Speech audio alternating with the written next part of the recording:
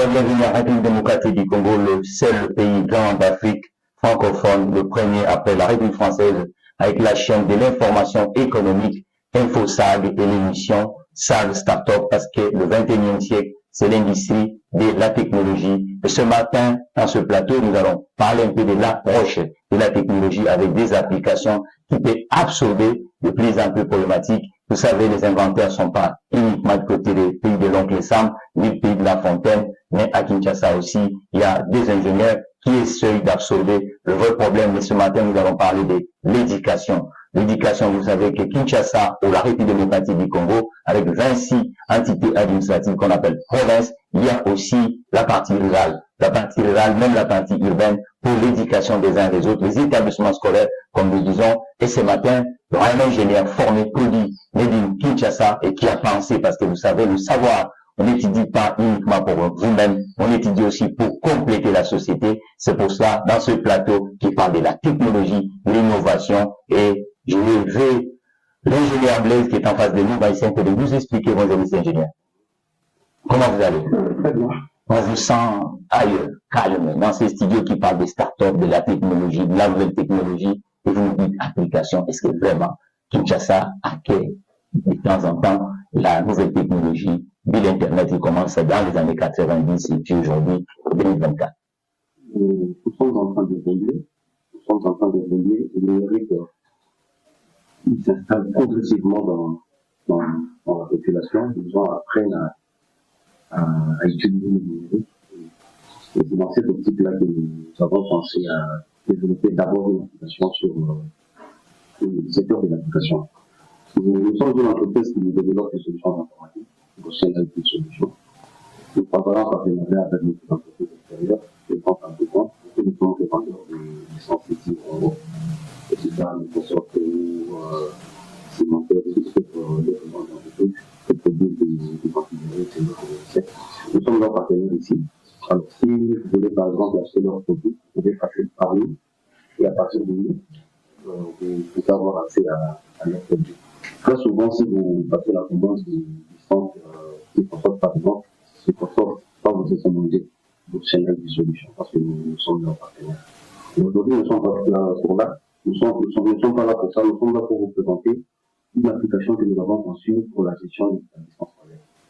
L'application s'appelle Goshen App. Goshen App, c'est un outil que nous avons pensé pour faciliter d'abord d'une part aux établissements scolaires la gestion de leur fonctionnement grâce au numérique. Et d'autre part, il permet aux parents d'avoir une information en temps réel sur ce que font leurs enfants au niveau de l'école. Nous sommes dans un pays où vous savez que le pouvoir d'achat est de plus en plus en bas. Et qu'est-ce qui vous pousse? Qu'est-ce que les parents vont gagner? Les établissements? Est-ce que tout le monde a un ordinateur d'abord, dans le 21e siècle? L'énergie, n'en parlons pas, mais il y a plusieurs secteurs. Pourquoi vous choisissez uniquement que le secteur de l'éducation nationale, cette application que votre entreprise, les Américains, ce qu'on appelle Silicon Valley, est-ce qu'à Kinshasa, les entrepreneurs ou les entreprises sont dans le télécom ou la nouvelle technologie, vous avez un marché qui vous accueille. Pourquoi uniquement dans le secteur de l'éducation? Et pensez-vous vraiment que les parents aujourd'hui, à l'heure actuelle, ils ont besoin de cette application? Qu'est-ce qui fait d'abord de mon communauté? Qu'est-ce que les parents vont gagner? Qu'est-ce que les établissements économiquement? Parce que n'oublions pas que nous sommes dans une chaîne économique.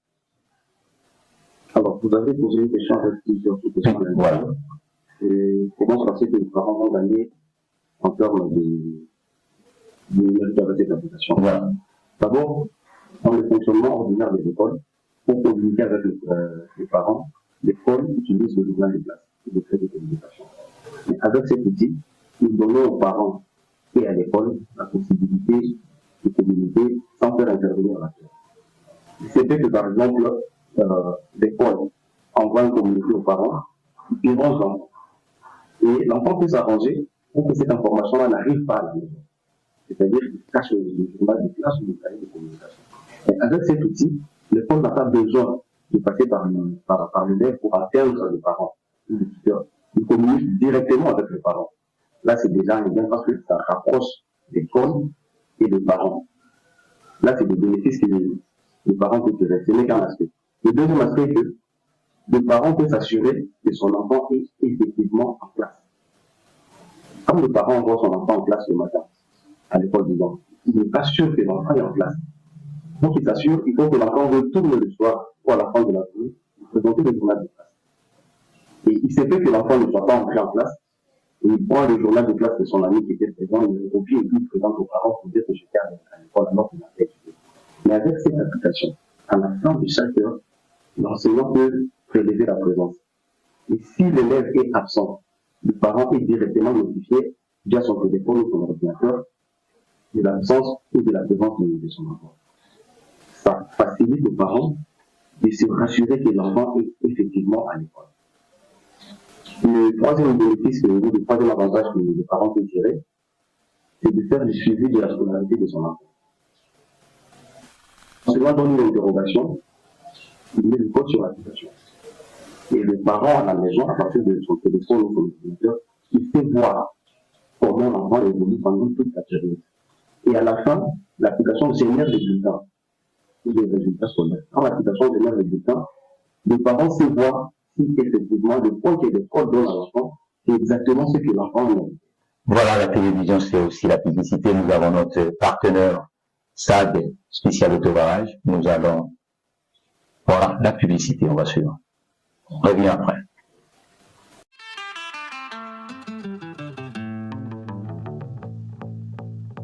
La marque Cadillac Escalade de son moteur V8 6,2 litres avec une gestion dynamique du carburant vous dispose le confort qu'il vous faut. Lexus SUV LX6 Sense. Avec son moteur V6 3.5 litres d'une puissance de 409 HP 5200 et son alimentation turbo-compressée d'une transmission automatique de 10 rapports rouage 4x4, répondent à votre choix. Équipez-vous car SUV, actuellement disponible chez Spécial Auto Garage. Voilà, ingénieur, vous dites que vous, l'étude que vous avez fait, c'est cette communication entre les établissements et les parents qui posait problème, mais il fallait faciliter le parent et les établissements. Maintenant, comment vous allez se faire rémunérer? Les parents vont payer quoi? Les établissements aussi, combien? Voilà. Concrètement, celui qui est aujourd'hui parent avec l'élève dans Kinshasa ou en République démocratique du Congo, il veut utiliser cette application. Il y a d'abord deux aspects qu'il faut. Le premier aspect, c'est que chaque école a sa politique de fonctionnement. Nous avons développé un outil qui est important pour les écoles d'abord. Parce que ça gère le personnel, ça gère la présence des enseignants, les ressources humaines, les finances, tout ce qui est lié à l'école. Donc, toutes les tâches que l'école peut effectuer en une journée.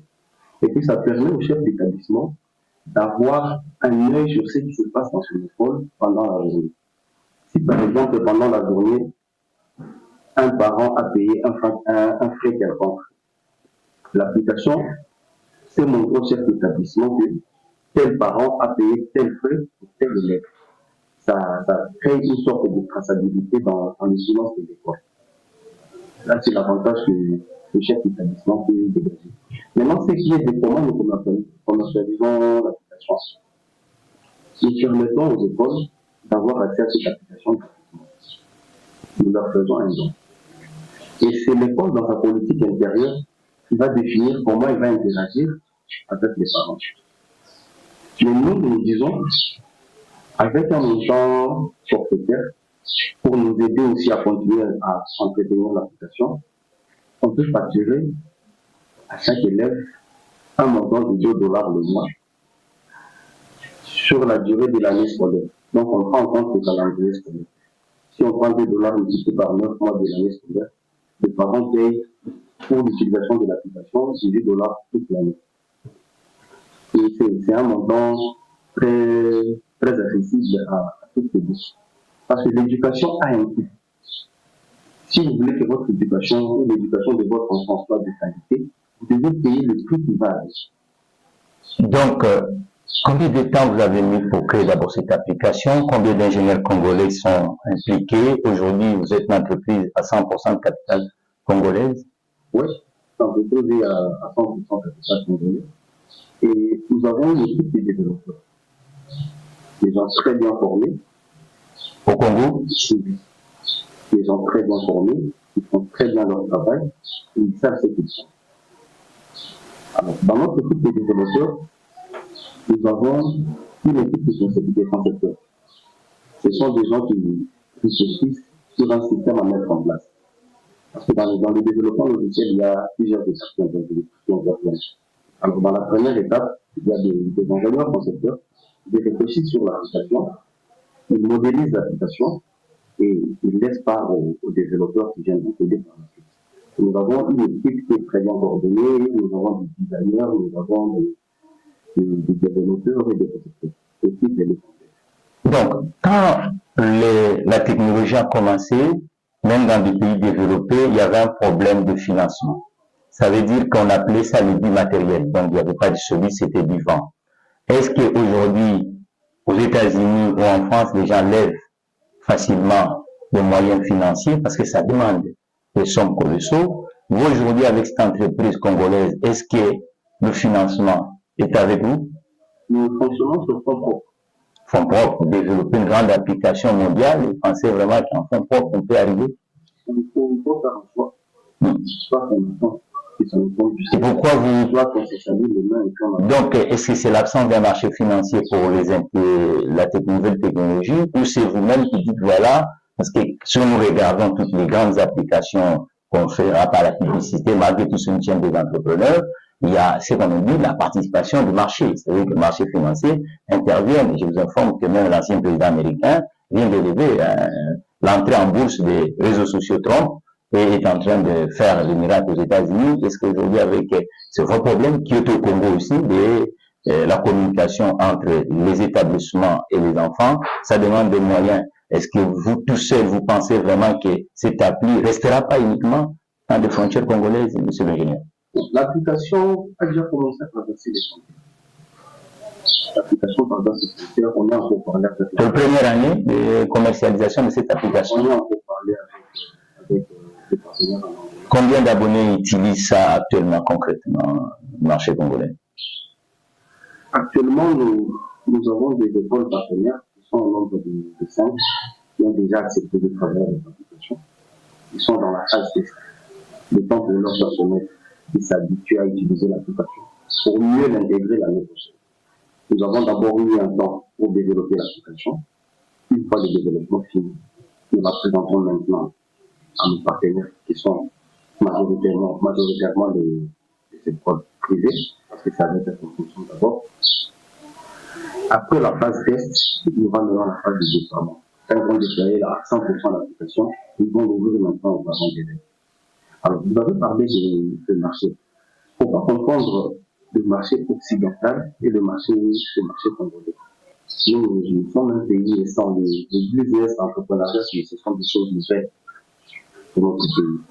Alors, on ne peut pas avoir les mêmes facilités et les mêmes accès aux... Comment fait-il, vous dites que c'est un business méchant, au moment où nous savons qu'un peu ça, c'est un développement d'un entrepreneur kenyan. Le Kenya, c'est pas les États-Unis, ni la France. Mais aujourd'hui, cette appli résout les problématiques des transferts de fonds à travers le continent, y compris même en République démocratique du Congo.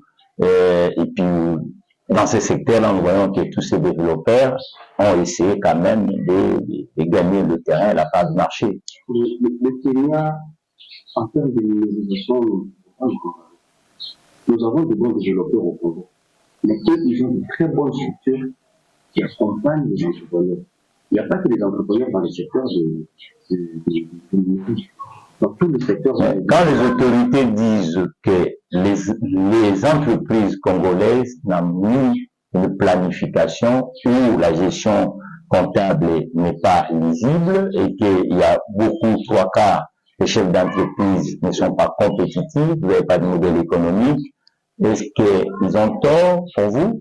Quand on parle de la compétitivité, ils font allusion que nous avons un taux d'informel qui est supérieur et que quand vous pouvez investir 2 millions de dollars sur un projet économique, mais la publicité, vous faites, et puis le recrutement, c'est-à-dire que 3/4 d'entreprises de la nouvelle technologie vous recrutez par relation familiale, par... Nous ne mélangeons pas les choses. Nous ne mélangeons pas les choses. Le Kenya a un système bien établi qui soutient les entreprises dans tous les secteurs.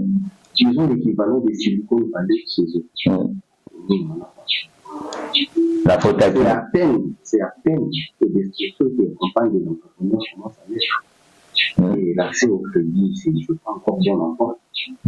Mais si vous voulez... Mais si le banquier aujourd'hui décide d'être ensemble avec vous, est-ce que l'approche économique, quel est le chiffre d'affaires que vous visez? Parce qu'on dit aussi que les entrepreneurs congolais, en général, quand on parle de nerf de la guerre, c'est que l'entreprise dans l'Internet, et il n'a pas peur de dire quels sont les objectifs financiers qu'il fait lever, comment il fait, c'est la part plutôt. Les objectifs financiers peuvent être là.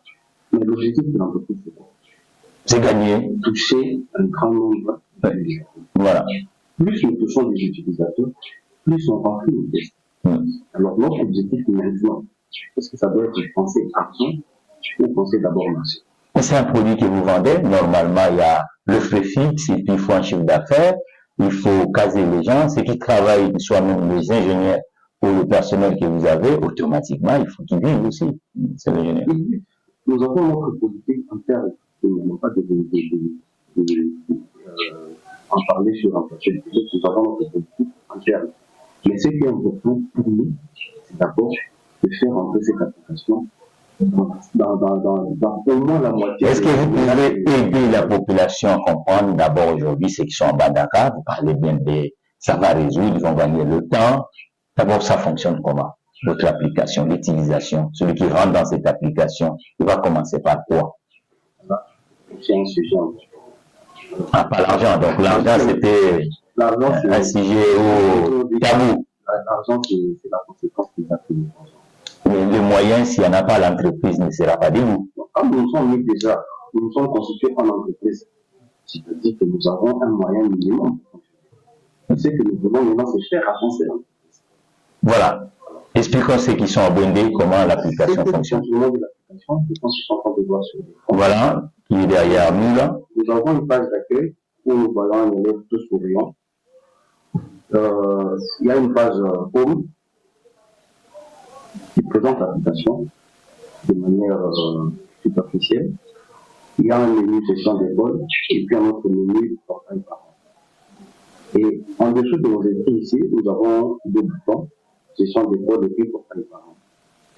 La gestion d'école, c'est l'accès que les écoles et les établissements scolaires vont utiliser pour rentrer dans l'application.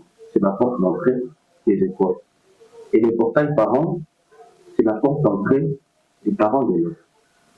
Alors, quelqu'un qui veut créer son application, ajouter son établissement dans notre application, parce que pour que vous puissiez l'utiliser, vous devez d'abord créer ou ajouter votre profil dans notre application. Alors, pour y arriver, vous cliquez sur gestion d'école. Une fois que vous y êtes, il y a des détails et l'application vous donne la possibilité de créer un compte. C'est d'abord cet aspect qui est très important pour le chef d'établissement. Parce que très souvent, ils ne sont pas dans leur école. Mais avec ça, ils ont l'information. Est-ce qu'il y a aussi une formation pour les utilisateurs? Il a accès à des informations journalières du fonctionnement de son école. Alors, pour y arriver, il doit d'abord créer un compte. Il crée un compte en tant que super administrateur de l'application. Donc, c'est lui qui va utiliser, il va ajouter les personnels, il va configurer son école, il va attribuer des rôles à son personnel. Par exemple, s'il crée un compte chef d'établissement ou préfet, il va ajouter un personnel à qui il va octroyer les droits ou le rôle du préfet. Et les tâches liées à ces postes-là, c'est lui-même le chef d'établissement qui va les concevoir. Alors là, on a un formulaire qui aide le chef d'établissement à créer son compte. Je peux faire quelque chose un peu rapide.